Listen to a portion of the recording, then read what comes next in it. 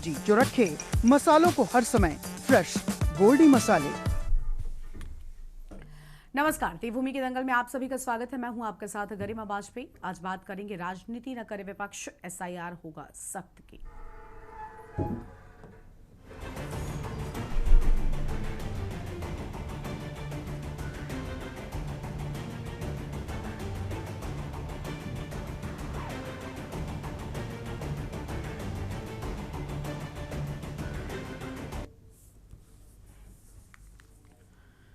आगे बढ़ेंगे अपने कार्यक्रम की ओर। आपको बता दें कि उत्तराखंड में 2027 विधानसभा चुनाव से पहले मतदाता सूची के शुद्धिकरण व सटीक बनाने के लिए विशेष गहन पुनरीक्षण यानी एसआईआर प्रक्रिया का दूसरा चरण गतिमान है। आपको बता दें कि एसआईआर के तहत वर्तमान समय दावे व आपत्तियों के निस्तारण का चल रहा है। मतदाताओं के द्वारा 14 जुलाई से 13 अगस्त तक फॉर्म 6, 7, 8 के माध्यम से दावे व आपत्तियां दर्ज कराई गई थी और जिसके बाद निर्वाचन आयोग वेरिफिकेशन कर निपटारा भी कर रहे हैं। लेकिन देखा यह भी जा रहा है कि एसआईआर प्रक्रिया के चलते सियासी तापमान भी बढ़ रहा है। एक और सत्ता पक्ष इस प्रक्रिया को लोकतंत्र को मजबूत करने के लिए महत्वपूर्ण कदम मान रहा है, तो वहीं विपक्ष इस प्रक्रिया को सत्ता पक्ष का फरेब बता रहा है। दरअसल मामला प्रदेश के रुड़की पिरान कलियर विधानसभा सीट पर विधायक हाजी फुरकान अहमद के नाम पर दर्ज आपत्ति को लेकर है, जिसने सियासी हलकों में हलचल पैदा कर दी है। आपत्ति में विधायक को कलियर विधानसभा क्षेत्र का निवासी बताया गया है, लेकिन विवाद उस वक्त और गहरा गया जब जिस व्यक्ति के नाम से आपत्ति दर्ज होने की बात सामने आई, उसी व्यक्ति ने आपत्ति दर्ज कराने से इनकार कर दिया। इसके बाद सवाल सिर्फ एसआईआर की प्रक्रिया पर नहीं बल्कि इसके पीछे की राजनीतिक मंशा पर भी उठने लगे हैं। विपक्ष का सवाल है कि अगर आपत्ति दर्ज कराने वाला व्यक्ति ही इससे इनकार कर रहा है तो फिर आपत्ति कहां से आ गई, जिसके बाद सत्ता पक्ष सफाई देता हुआ नजर आ रहा है, लेकिन विपक्ष फर्जी आपत्ति लगाने वालों पर कार्रवाई की मांग कर रहा है। और इस बीच एसआईआर की प्रक्रिया ने राजनीतिक रंग लेना और लेकर मुद्दे का रूप ले लिया है, जिसके चलते आपसी बयानबाजी भी चरम पर देखने को मिल रही है। इसी मुद्दे पर होगी विस्तार से चर्चा, खास मेहमान होंगे, लेकिन उससे पहले देखिए हमारी एक खास रिपोर्ट। उत्तराखंड राज्य में चल रहे एसआईआर के दूसरे चरण की प्रक्रिया 13 अगस्त को संपन्न हो गई। एसआईआर के दूसरे चरण के तहत 14 जुलाई से 13 अगस्त के बीच कुल 2,83,890 दावे व आपत्तियां तमाम माध्यमों से प्राप्त हुए, जिसमें फॉर्म 6 के 1.28 लाख, फॉर्म 7 के 1.07 लाख और फॉर्म 8 के 47,000 आवेदन प्राप्त हुए हैं। ऐसे में अब 14 अगस्त से एसआईआर के तीसरे चरण की प्रक्रिया शुरू हो गई, जिसमें प्रदेश के कई जिलों से नाम काटने, उम्र का सही विवरण, स्थानीय पता आदि सम्मिलित है। वहीं कांग्रेस ने एसआईआर प्रक्रिया के तहत मतदाताओं के वोट निरस्त कराने के लिए कथित तौर पर गलत जानकारी देने के आधार पर आवेदन दिए जाने को गंभीर मामला बताया है। कांग्रेस ने चुनाव आयोग से ऐसे मामलों में कार्रवाई और दंड का प्रावधान करने की मांग की है, जिसको लेकर राजनीतिक प्रतिक्रिया के साथ आरोप प्रत्यारोप से राजनीति भी चुनाव आने से पहले बेहद गर्मा गई है। वहीं प्रदेश के अन्य जिलों से भी एसआईआर को लेकर शिकायत जिलाधिकारियों को दर्ज कराई जा रही है।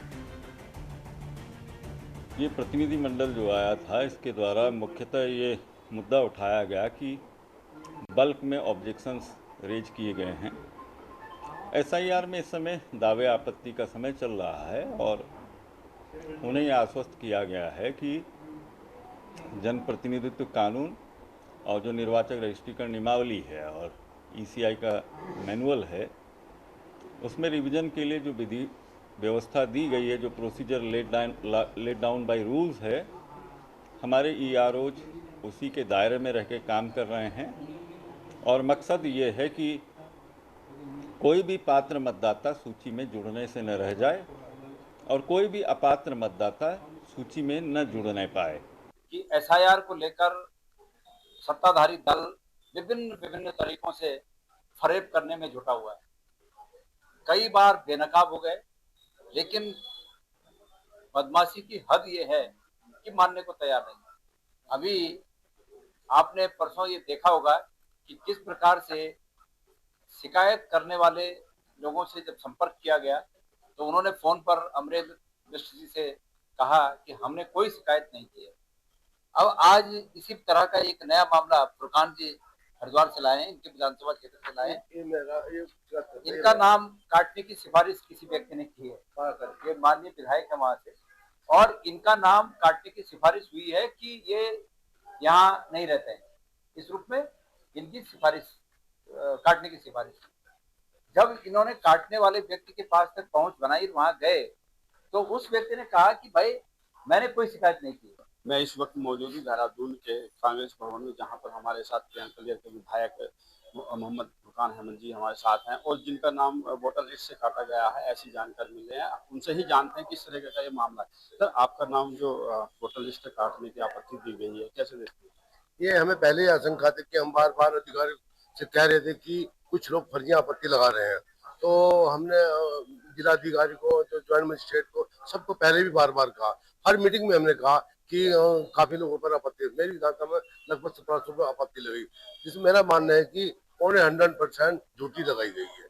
और खुद मेरे नाम पर भी, मेरा बूथ नंबर 126, और जो मेरे नाम पर आपत्ति लगी 12 तारीख में आपत्ति लगाई मोहम्मद फुरकान के नाम से, जो फुरकान दूसरे वार्ड का रहने वाला। तो जब मैंने उसे मालूम किया कि भाई आपने मेरे आपत्ति लगाई, कि मैंने नहीं लगाई, क्योंकि मेरे वाले साहब प्रधान रहे गांव में, मेरी वाइफ प्रधान नहीं। मैं 96 में चुनाव लड़ा बहुजन समाज पार्टी से, मैं 2007 में कांग्रेस से लड़ा और 3 बार में लगातार विधायक हूँ। जब एक मेरे नाम पर आपत्ति लग सकती है तो और फर्जी, तो और आप देखो कि पूरी विधानसभा, पूरे प्रदेश में कितने लोगों पर फर्जी आपत्ति लगी है, उसके खिलाफ कार्रवाई होनी चाहिए। धन्यवाद। ये थे हमारे साथ कांग्रेस के विधायक फुरकान अहमद जी, जिनके ही खुद की आपत्ति नाम काटा गया था। और ये आरोप लग रहे हैं कि बीजेपी कहीं न कहीं चिन्हित कर लो जो कांग्रेस के कार्यकर्ता हैं या पदाधिकारी हैं या विधायक हैं, उनकी पार्टी लगाकर उनके नाम कटवाने का काम कर रही है। SIR जो था वो एक प्रारूप बढ़िया तरीके से बना था, लेकिन चुनाव आयोग को चाहिए था कि पहले वो अपनी मतदाता सूचियों का मिलान कर लेता, 2003 की मतदाता सूची वर्तमान जो स्थिति है उसके मिलान करता और उसमें से पूरी सूची अपनी तैयार कर लेता, उसके बाद आपत्तियां मांगता। लेकिन उन्होंने क्या करा, अपने पहले सबको नोटिस जारी कर दिए हैं, सबको जो मतदाता 2003 का था उसको भी उन्होंने सबको नोटिस जारी कर दिए, सब में आपत्ति दर्ज कर दी। तो कहीं ना कहीं भारतीय जनता पार्टी का ये षड्यंत्र है और इसको मतदाताओं को परेशान करने का और इससे सूची को जो उनके वोटर नहीं है उनके वोट काटने का जो अभियान भारतीय जनता पार्टी ने चलाया, लेकिन उन्होंने खुद नहीं डाली। तो इसके पीछे क्या मंशा भाजपा सरकार की है? देखिए, कांग्रेस SIR के मामले में जनता को दिग्भ्रमित करने का काम कर रही है, भ्रांतियां फैलाने का काम कर रही है। SIR में 19 लाख लोगों को नोटिस आए, मुझको भी नोटिस आया है, और मैंने केवल अपनी प्रामाणिकता देनी है कि हाँ मैंने 2003 में वोट कास्ट किया था, या मेरा ये डॉक्यूमेंट है, वो डॉक्यूमेंट दिखा के उस आपत्ति का निस्तारण करना है। तो कांग्रेस को केवल SIR के नाम पर राजनीतिक रोटियां सेकना चाह रही है और जनता को दिग्भ्रमित करना चाह रही है और जनता को बरगलाने का काम कर रही है। SIR में कहीं कोई गलत नहीं है। कुल मिलाकर देखा जाए तो SIR की प्रक्रिया तकनीकी तौर पर मतदाता सूची को दुरुस्त करने के लिए शुरू की गई थी, लेकिन अब ये राजनीतिक बहस का केंद्र बन गई है। सत्ता पक्ष इसे पारदर्शिता और लोकतंत्र की मजबूती से जोड़ रहा है, जबकि विपक्ष इसे वोट काटने और गुमराह करने की साजिश बता रहा है। रुड़की की पिरान कलियर सीट पर विधायक के नाम पर दर्ज आपत्ति और फिर उसके पीछे वाले व्यक्ति के इनकार ने इस शक को और गहरा दिया है कि कहीं प्रक्रिया का इस्तेमाल राजनीतिक फायदे के लिए तो नहीं हो रहा। चुनाव आयोग के लिए अब सबसे बड़ी चुनौती ये है कि वो निष्पक्षता के साथ सभी दावों और आपत्तियों का निस्तारण करे, ताकि मतदाताओं का भरोसा बना रहे, क्योंकि साफ सुथरी मतदाता सूची ही निष्पक्ष चुनाव की बुनियाद है। लेकिन मौजूदा हालात में SIR अब तक सिर्फ एक प्रक्रिया नहीं बल्कि 2027 के चुनाव से पहले का सबसे बड़ा सियासी मुद्दा बन चुकी है। Uttarakhand desk report.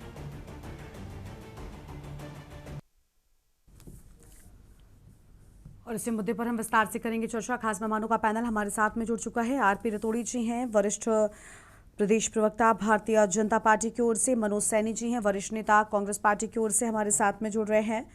और हमारे साथ में कर्नल रिटायर्ड कैलाश देवरानी जी, प्रदेश प्रवक्ता UKG की ओर से हमारे साथ में हैं। कुलदीप सिंह जी हमारे साथ में हैं, वरिष्ठ पत्रकार हैं। सभी मौजूद मेहमानों का बहुत बहुत स्वागत। शुरुआत RP रतोड़ी जी के साथ में कर लेते हैं।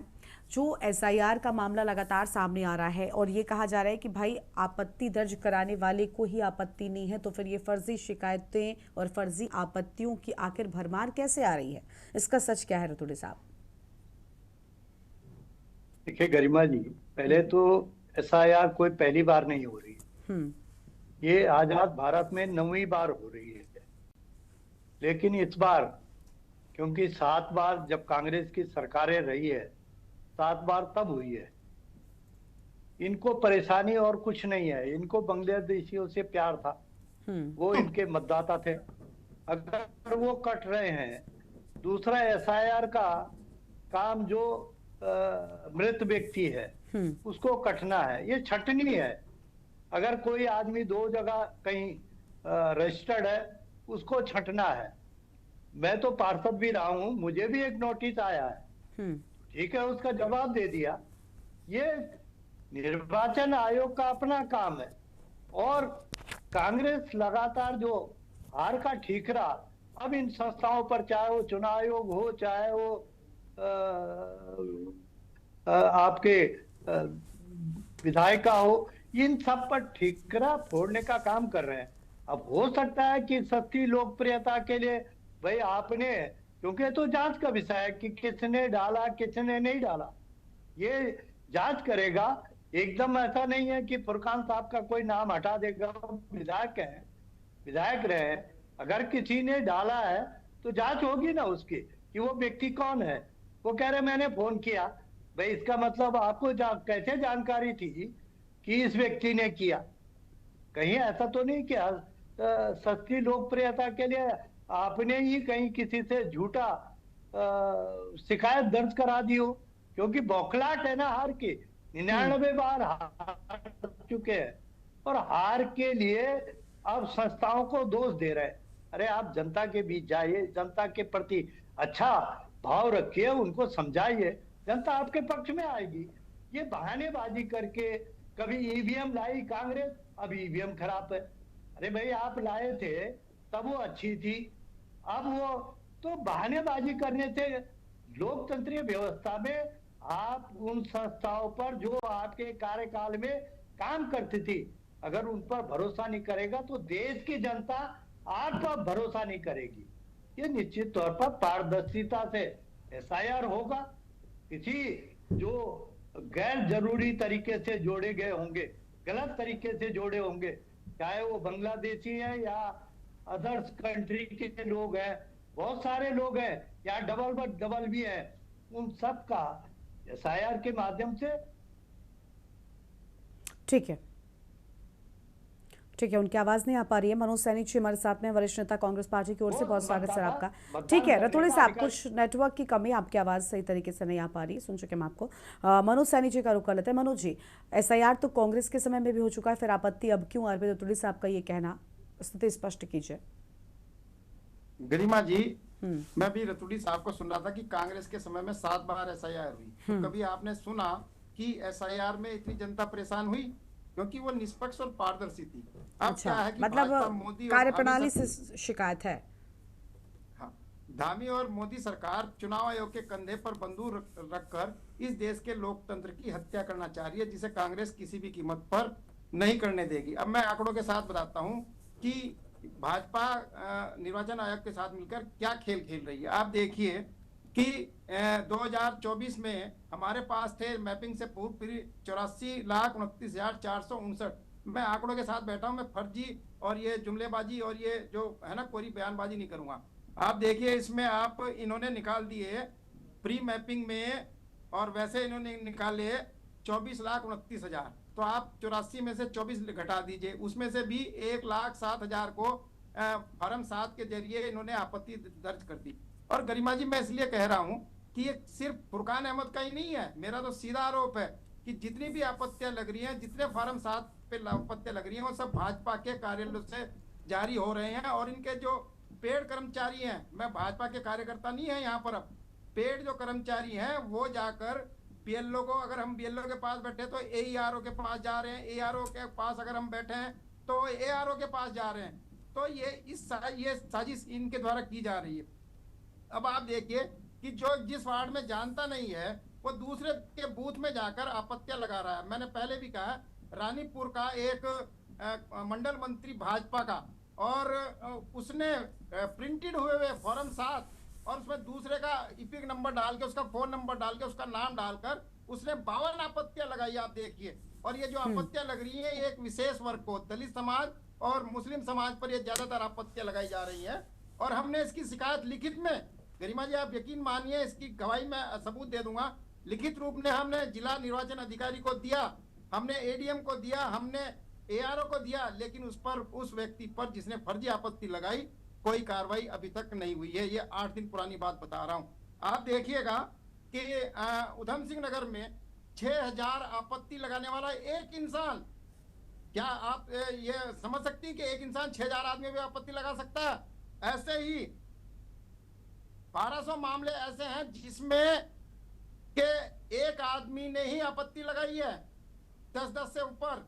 तो ये चीज है। आप देखिए, जिन लोगों ने कभी नोटिस तो छोड़िए, आप उन्होंने कोई पत्र भी नहीं देखा होगा पहाड़ में, ऐसी हमारी बुजुर्ग महिलाएं, बुजुर्ग हमारे दादा बाबा, उनके पास भी ये सरकार ने नोटिस पहुंचवा दिए, वो चिंतित हैं। आज भी मेरे पास सुबह से और शाम तक लगभग 15-20 फोन आ चुके हैं, जो बेचारे बुजुर्ग परेशान हैं, जिन्होंने इनके चक्कर कटवा दिए। जो मजदूर हैं, जो अपनी मजदूरी करते, उनको इन्होंने चक्कर कटवा दिया। लेकिन ये क्या है कि ये टीवी चैनलों पर बैठ के बड़ी बड़ी बातें करेंगे एसआईआर को लेके, लेकिन धरातल पर नहीं देखेंगे। अभी भाई साहब कह रहे थे कि कांग्रेस के बांग्लादेशी हैं। अरे बांग्लादेश से हरिद्वार में कहाँ आ गए भाई? सरकार क्या पकौड़े तल रही थी पिछले 9.5 साल से? तो आपको बांग्लादेशी आज याद आए हैं? आप ये देखिए। और एक और बता दूं, तो आपको कुल मिलाकर, मनोज जी सबके पहले छोटे एक रिएक्शन लेते चलेंगे। कुल मिलाकर आपको एसआईआर से दिक्कत नहीं है, आपको एसआईआर में सही मंशा से काम न किए जाने से और द्वेषपूर्ण दलित और मुस्लिम्स के वोट काटे जाने का आरोप आप लगा रहे हैं। और ये जो है विपक्षी दलों के जो समर्थक हैं और ये काट रहे हैं, और जो फार्म 7 आ रहे हैं वो भाजपा के कार्यालय से आ रहे हैं। मेरा सीधा आरोप यही है। ठीक है, चलिए। रिटायर्ड कर्नल कैलाश देवरानी जी यूकेडी के प्रवक्ता हमारे साथ में जुड़ चुके हैं। सर, क्या कहना चाहेंगे? एसआईआर की प्रक्रिया में क्या कुछ ऐसा आपको नजर आ रहा है कि द्वेषपूर्ण किसी विशेष समुदाय के लोगों के नाम काटे जा रहे हैं?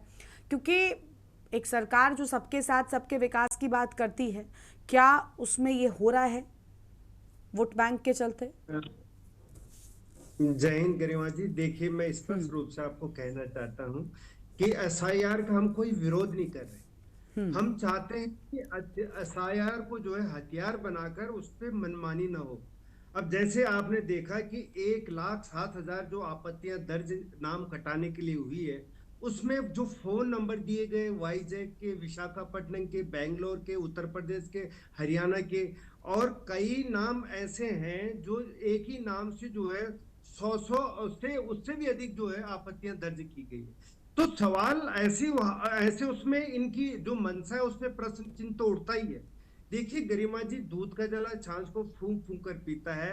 इन लोगों ने जनता को जो विश्वास तोड़ा है, इसलिए हम चाहते हैं, एसआईआर का हम कोई विरोध नहीं करते, लेकिन हम चाहते हैं कि इसमें पारदर्शिता हो। और उत्तराखंड का हम नहीं चाहते कि बांग्लादेशी हमारे उत्तराखंड में आकर के वोटर बने। हम चाहते हैं हमारा उत्तराखंडी जरूर जो है, जो इस उत्तराखंड का वास्तविक वोटर है, जिसको पात्रता है एक वोटर की, उसका किसी भी बहाने से या किसी ये जाति के नाम पे, धर्म के नाम पे ऐसे कोई बहाने बनाकर उनका नाम जो है मतदाता सूची से हटाया जाए। हम इसका बिल्कुल पुरजोर विरोध करते हैं, जो कि लोकतंत्र के लिए अभिशाप होगा। देखिए गरिमा जी, तो उत्तराखंड की जो अपनी कुछ विशेष परिस्थितियां हैं। आपने देखा होगा कि पहाड़ों से जो पलायन हुआ है, तो अगर गांव में कौन बचा है? अभी वहां दूर दराज गांव में 75 और 80 साल के बुजुर्ग बैठे हुए। अब ये सोचिए कि जो वहां का युवा रोजगार के लिए दिल्ली, गुरुग्राम, बेंगलोर, मुंबई चला गया है, अगर बीएलओ घर में जाता है और वहां पे कोई व्यक्ति नहीं मिलता, तो क्या उसकी एब्सेंस, जो उसकी अनुपस्थिति है, यह साबित करती है कि उत्तराखंड का मतदाता है ही नहीं। और जो बुजुर्ग वहां पे रह भी रहा है 75-80 साल का, उससे अगर आप बोलोगे कि ये दस्तावेज जो अनपढ़ बेचारा वहां किसी तरह से खेती करके अपनी 2 जोन की रोटी कमा रहा है, ना वहां इंटरनेट की सुविधा है, ना आने जाने की सुविधा है, अगर उससे आप ऐसे ऐसे दस्तावेज मांगती जिनके बारे में वो जानता ही नहीं है, तो क्या सरकार पे प्रश्न चिन्ह खड़े नहीं होनी चाहिए? दूसरी बात मैं बताना चाहता हूँ, मैं 38 साल तक सेना में रहा, मैंने तब कभी वोट नहीं दिया।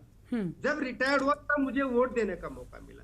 और उत्तराखंड जो है सैन्य बहुल्य राज्य है। आज वहां पर जो है चमोली का जवान लद्दाख में पोस्टेड है, उसके घर में अगर कोई बीएलओ जाता है, वहां पे ताला लगा मिलेगा, क्योंकि उसके बच्चे कहीं शहरों में पढ़ाई के लिए होंगे।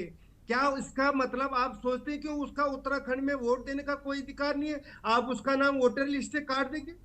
ये बहुत सारी चीजें हैं गरिमा जी, जैसे कि विवाहित जो महिलाएं हैं उनसे भी ऐसे ऐसे कागजों को मांगा जा रहा है कि जो संभव ही नहीं है लाना।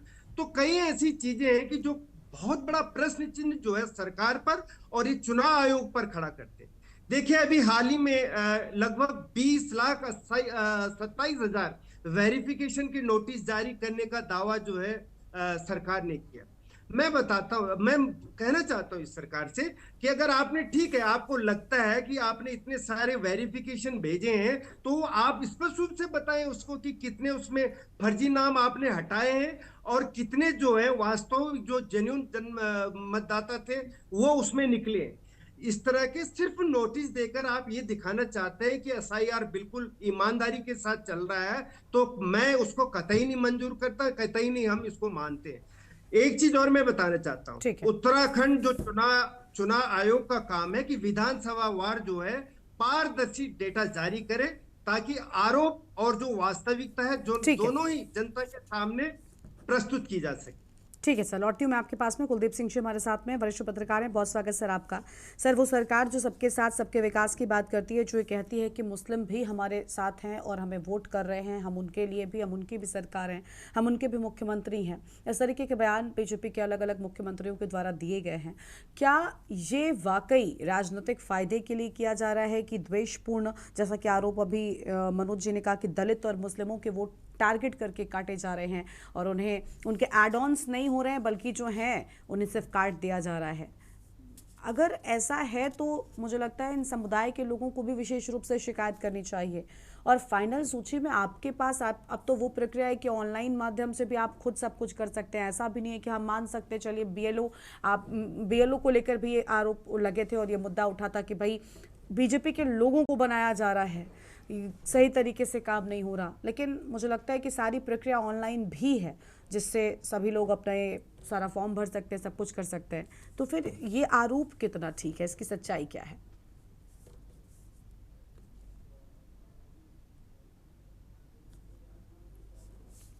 कुलदीप जी, कई तरीके की चीज़ें सामने आ रही हैं और जो सवाल उठ रहे हैं वो कहीं ना कहीं परेशान करने वाले हैं। वो प्रक्रिया की वैधानिकता और उसकी पारदर्शिता पर भी सवाल खड़े कर रहे हैं। कुछ चीज़ें ऐसी हैं जो हमारे पॉलिटिशियंस ने ख़राब कर दी हैं। दरअसल विरोध करना है, इसलिए विरोध के कारण हम जो फैक्ट्स और फिगर्स हैं उनकी तरफ ध्यान नहीं दे रहे हैं और क्योंकि विरोध करना है इसलिए विरोध हो रहा है। मैं राजनीतिक दलों ने क्या कमेंट किए मैं उसकी तरफ नहीं टीका टिप्पणी करूंगा, लेकिन मैं जो निर्वाचन की प्रक्रिया में चीज़ें हो रही हैं मैं उसी पर केंद्रित रह करके अपनी बात रखूंगा। देखिए 2025 तक उत्तराखंड में लगभग 84 लाख मतदाता यहाँ पर रहे हैं, 84.29 के करीब यहाँ पे मतदाता रहे हैं। जब प्री मैपिंग हुई फरवरी में, जब ये कंप्लीट हुआ तो उत्तराखंड में जो मतदाता हैं उनकी जो प्री मैपिंग में जो की गई तो उसमें लगभग ये कहा गया कि 75% जो है मैपिंग नाम मैच हो गए हैं। ये प्री मैपिंग में आया, जो हम पहले से कर रहे थे, नाम मैच हो गए हैं और ये लगभग 63 लाख के करीब ये नाम आ रहे थे।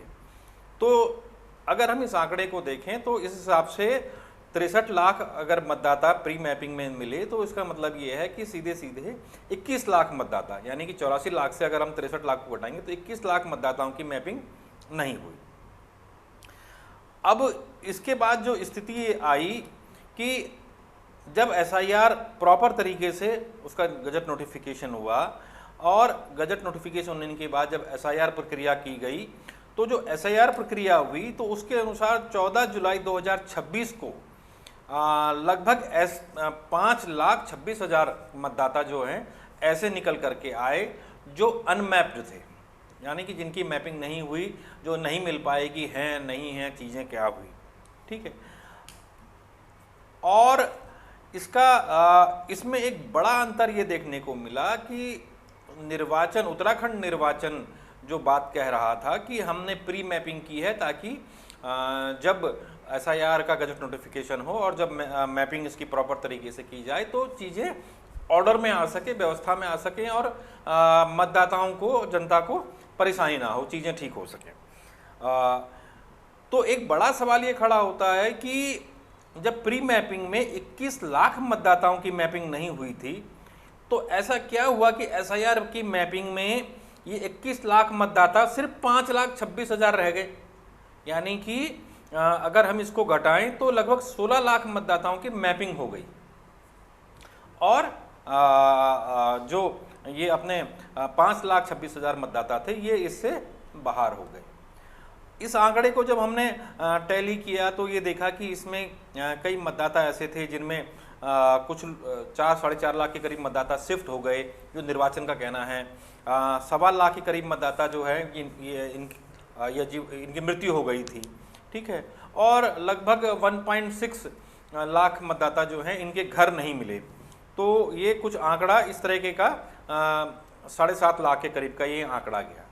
अब हो क्या रहा है गरिमा जी कि ये जो आंकड़े निकल करके आ रहे हैं यही आंकड़े चुनाव आयोग, क्योंकि चुनाव आयोग ही इन आंकड़ों को जारी कर रहा है, यही आंकड़े चुनाव आयोग की जो ये कार्य प्रक्रिया है इस पर सवाल खड़े कर रहे हैं। पहला सवाल तो ये खड़ा हो रहा है कि भाई जब आपने प्री मैपिंग करवाई थी और आपने कहा कि इसमें भाई 75% मैप हो गए हैं और 21 लाख के करीब, 25% नहीं हुए, जो 21 लाख के करीब आंकड़ा है, तो जब एसआईआर मैपिंग हुई तो फिर ये 21 लाख की मैपिंग कैसे हो गई, वो कौन सी चीज़ें हुई जो मैपिंग हो गई, ठीक है। एक सवाल तो ये है। दूसरा, आपने कहा कि इसमें 5 लाख के करीब मतदाता जो है, 5.5 लाख के मतदाता, इसमें से किसी की मृत्यु हो गई, कोई शिफ्ट हो गया, ये तमाम सारी चीज़ें, चलिए ये भी मान लिया।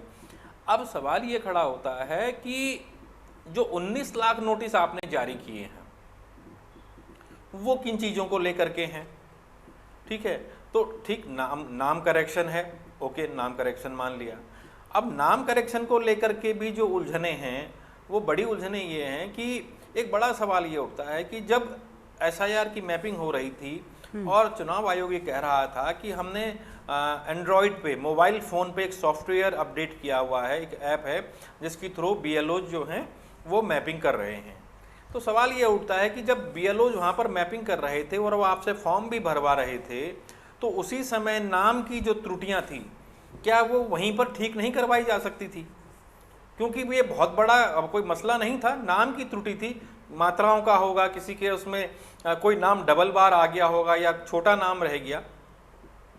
क्यों? क्योंकि पहले एसआईआर प्रक्रिया में जाति का बोधन, जाति को नहीं शामिल किया जाता था, सिर्फ उनका नाम ही लिखा जाता था। तो अगर जैसे मेरा नाम कुलदीप सिंह राणा है तो मेरा नाम कुलदीप सिंह आएगा, राणा नहीं आएगा। जाति से संबंधित, जाति सूचक शब्द जो हमारा सरनेम है उसको इस्तेमाल नहीं किया जाता था जी। अब चीज़ें इस प्रकार से निकल करके आ रही हैं कि एक तो वहाँ गलती हुई और उसके बाद जब ये नोटिस जारी हुए और नोटिस जारी होने के बाद जो प्रक्रिया आगे बढ़ी जिसमें ये कहा गया कि आप आपत्ति दर्ज कीजिए, प्री मैपिंग, उसके बाद प्रॉपर मैपिंग, और फिर आपने जनता से ही पूछा कि बताइए कौन सा नाम गड़बड़ है, तो आप आपत्ति दर्ज कीजिए। आप एक चीज़ देखिए कि जब आपने मैपिंग कर ली है और आपके अधिकारियों ने कर्मचारी सारी मैपिंग की है तो ये जो आपत्ति की प्रक्रिया है, तो क्या आपको लग रहा था चुनाव आयोग को कि भाई जो प्रक्रिया है, जो अपनाई गई प्रक्रिया है चुनाव आयोग के द्वारा पहले भी, उसमें कहीं ना कहीं खामी है? तभी तो आप आपत्तियां मांग रहे हैं। और दूसरी चीज़, अगर जब आपत्तियां मांग रहे हैं तो उनका स्थलीय निरीक्षण कितना जाकर के किया जा रहा है चीज़ों को लेकर के। मैं आश्चर्य कर रहा हूं इस बात पे कि हरिद्वार, देहरादून और उधम सिंह नगर के ग्रामीण देहात इलाकों से सबसे ज़्यादा आपत्तियां दर्ज हो रही हैं। आश्चर्य की बात यह है कि जिन क्षेत्रों में वोट परसेंटेज बहुत ज़्यादा नहीं होता है उन क्षेत्रों में चुनाव प्रक्रिया को लेकर के इतनी आपत्तियां निकल करके आ रही हैं, एक चीज़। दूसरी बात यह है, आपने कहा, इसीलिए हम कह रहे थे, बार बार सवाल उठा रहे थे कि बीएलओज घर घर नहीं जा रहे हैं, क्योंकि अगर बीएलओज घर घर जाते तो उनको पता होता कि हाँ कहाँ क्या व्यवस्था है, किस परिवार में कितने लोग हैं, कितने नहीं हैं। हैं या नहीं हैं, या बाहर शिफ्ट हो गए, या किसी ने मकान बेच दिया, या किसी की मृत्यु हो गई नहीं हुई, ठीक, या कोई नया नाम जुड़ा या जुड़ने से रह गया, ये सारी चीज़ें बीएलओ की जानकारी में होती। लेकिन बीएलओ ने ऐसा किया नहीं और चुनाव आयोग ने इन चीज़ों को उतनी गंभीरता से लिया नहीं। ठीक, अब जो ये पूरा का पूरा मसला हो रहा है, राजनीतिक दल इस कोशिश में हैं, क्योंकि भाजपा की सरकार है तो वो उसको हिंदू मुस्लिम विरोधी बता रहे हैं, क्योंकि उसमें मुसलमानों के नाम भी कट रहे हैं। ऐसा नहीं है कि मुसलमानों के ही नाम कट रहे हैं, हिंदुओं के भी नाम कट रहे हैं, सभी के नाम कट रहे हैं उसमें। ठीक है। और कटघरे में सारे ही नाम हैं। हाँ। लेकिन उसको विशेषकर ये दिखाया जा रहा है कि ये हिंदू वर्सेस मुसलमान हो रहा है, इसमें हिंदुओं के नाम नहीं काटे जा रहे हैं, मुसलमानों को टारगेट किया जा रहा है। वोट बैंक की चिंता सबको है। ठीक है, अब वो एक राजनीतिक पहलू है। ठीक है सर, और जनता इसमें उलझ भी गई है। चलिए इसका हम जवाब लेते हैं। कुलदीप जी जवाब देना चाहते हैं। मनोज जी हम उनसे जवाब लेंगे। ठीक है, जवाब देते चलेंगे। कुलदीप जी रोक रहे हैं आपको, अपनी चर्चा को आगे बढ़ाएंगे, एक ब्रेक के लिए रोक रहे हैं।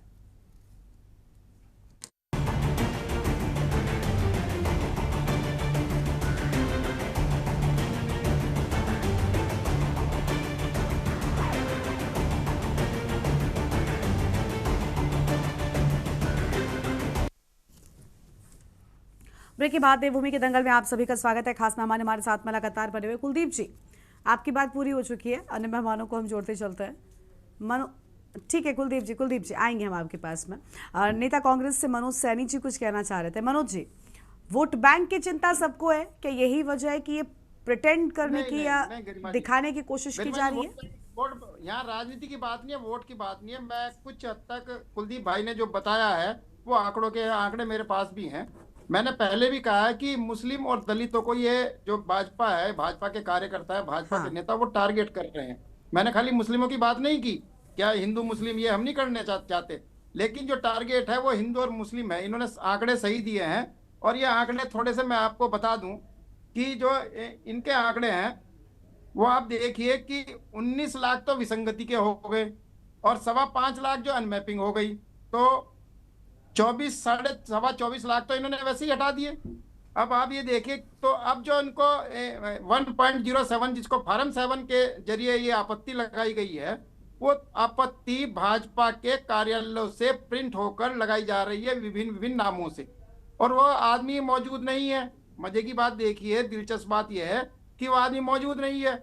और जब हम इसकी शिकायत और जो बीएलओ है और जो वो व्यक्ति जिसके नाम से आपत्ति लगाई, जब हम जिला निर्वाचन अधिकारी के समक्ष उसको पेश कर देते हैं, उसकी गवाही देते हैं, बीएलओ से करवा देते हैं कि भाजपा के जो नेता हैं, जो पदाधिकारी हैं, उन्होंने जबरदस्ती ये फॉर्म हमसे लिए हैं, तब भी निर्वाचन आयोग उसके खिलाफ, उस व्यक्ति के खिलाफ जिसने 420 की है, जो निर्वाचन आयोग को धत्ता बता रहा है, उसके खिलाफ कोई कार्रवाई नहीं हुई है।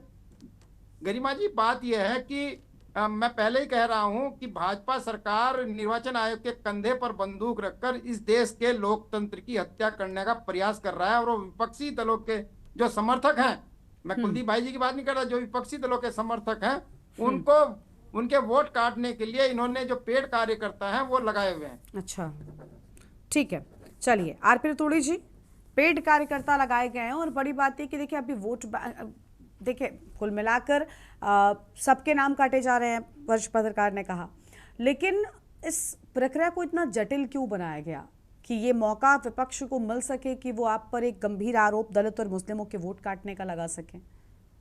पारदर्शिता और स्पष्टता की कमी एसआईआर में आखिर क्यों छोड़ी गई? फ्रॉम डे वन ये शिकायतें हैं।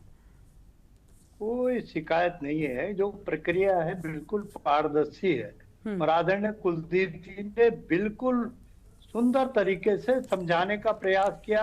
अब कांग्रेस का व्यक्ति ना समझे तो अलग बात है। उन्होंने क्या कहा कि पहले जो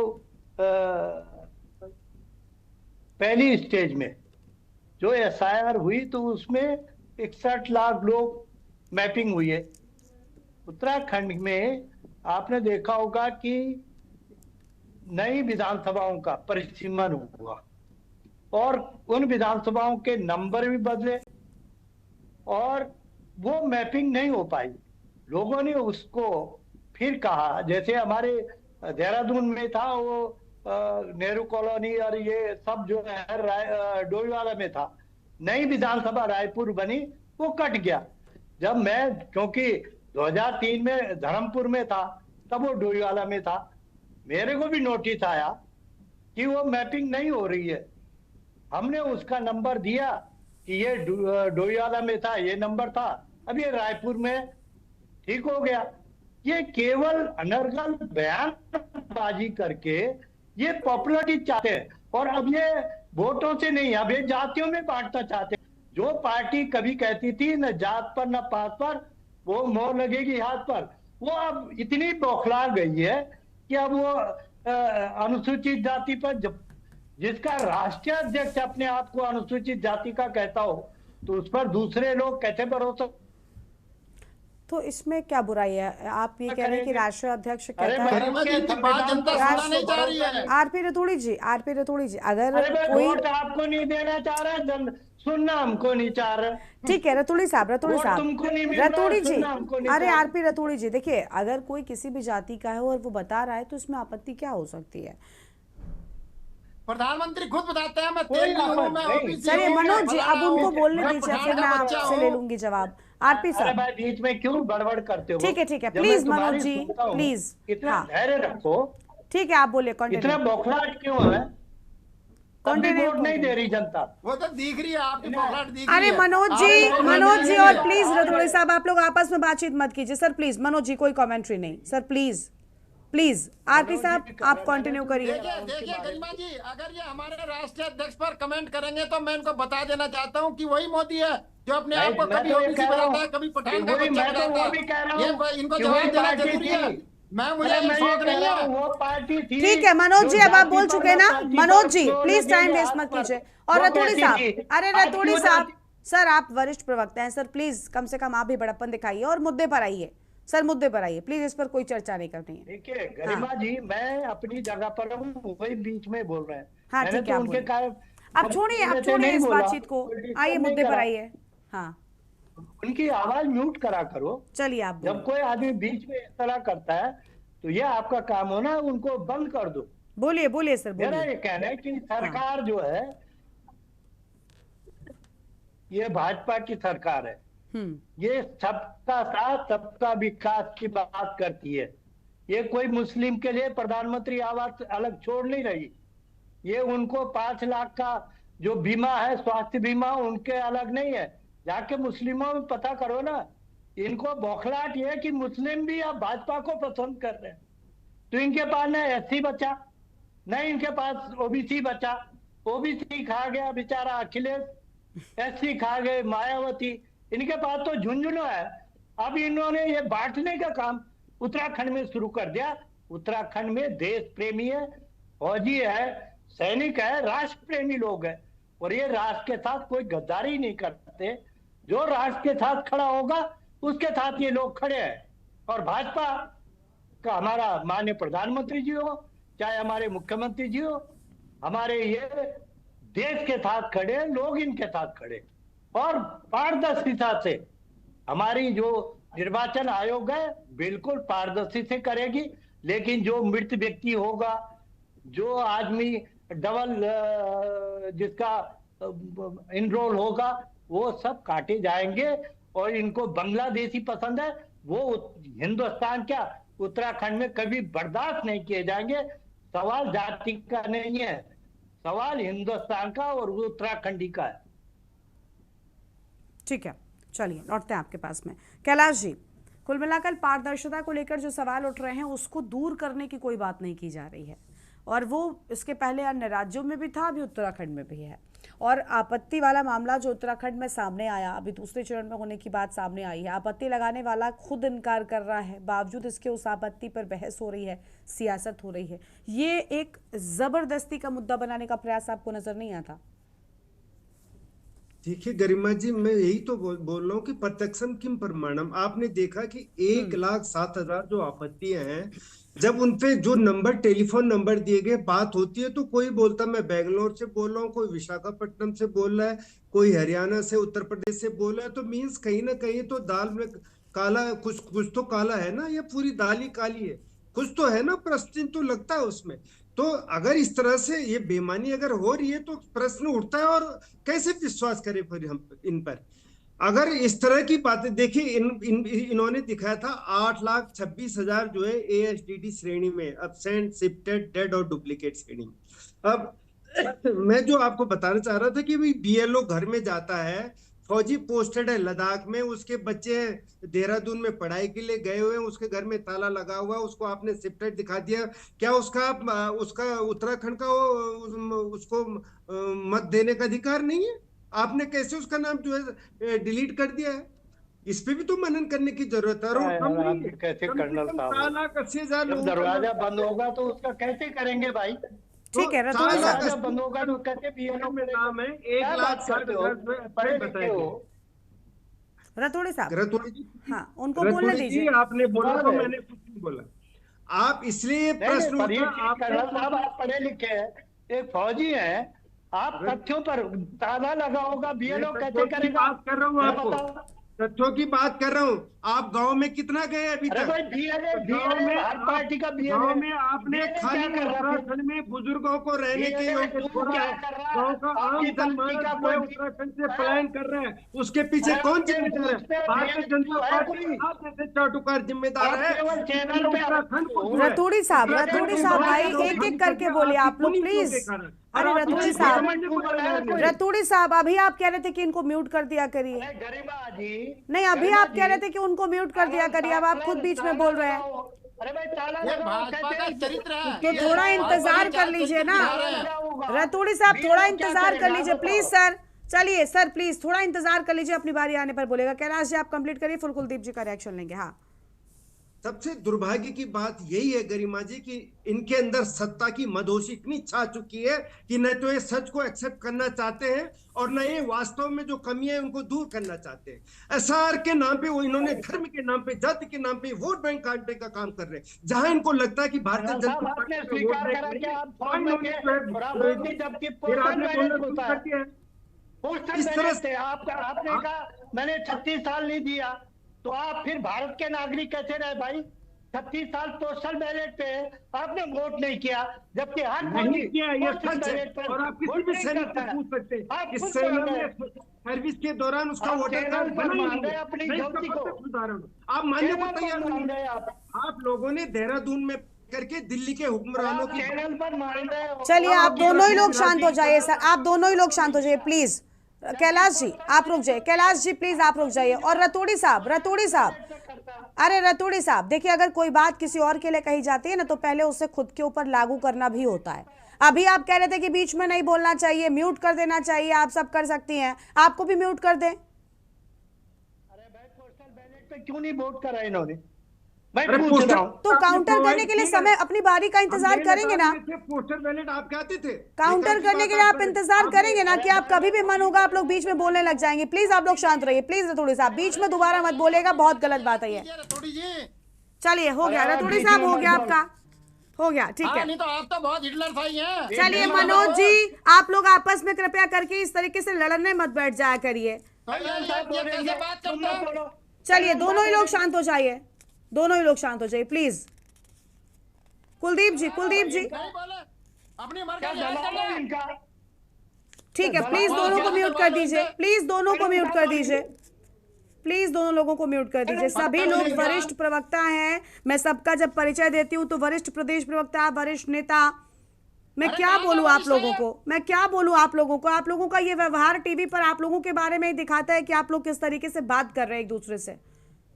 होंगे आप किसी पार्टी के प्रवक्ता या नेता, लेकिन कम से कम सबसे पहले बात करना तो एक सही तरीके से आप लोगों को मुझे लगता है आना ही चाहिए। ये कोई तरीका नहीं होता सर। चलिए कुलदीप जी का रुख करते हैं हम अपना समय अपना। अब मनोज जी कृपया करके आप शांत रहेंगे सर प्लीज, आप बाद में आपस में लड़िएगा, यहाँ हमने आपको लड़ने के लिए आमंत्रित नहीं किया है। थोड़ा सा हमारे मंच की गरिमा बनाए रखिए। कुलदीप जी सर, वरिष्ठ प्रवक्ताओं और नेताओं के साथ हम चर्चा करने बैठते हैं SIR के मुद्दे पर और ये निष्कर्ष निकलता है। कई बार तो मुझे बोलने में ये लगता है कि मैं क्या बोलूं, खुद शायद सभी की उम्र मुझसे ज्यादा ही है। कुलदीप जी बोलिए।